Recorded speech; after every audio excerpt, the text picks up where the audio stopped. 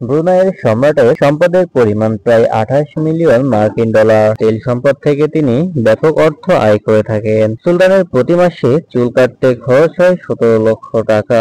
প্রতি মাসে একবার লন্ডন থেকে ব্রুনাইতে গিয়ে নাপিত চুল কেটে আসেন সম্রাটের। সুলতানের গাড়ির সংখ্যা প্রায় 7,000। এর মধ্যে প্রায় 500 রোলস রয়েলস গাড়ি রয়েছে। ব্রুনাই সুলতানের নিজস্ব জেট ও বোয়িং বিমান রয়েছে।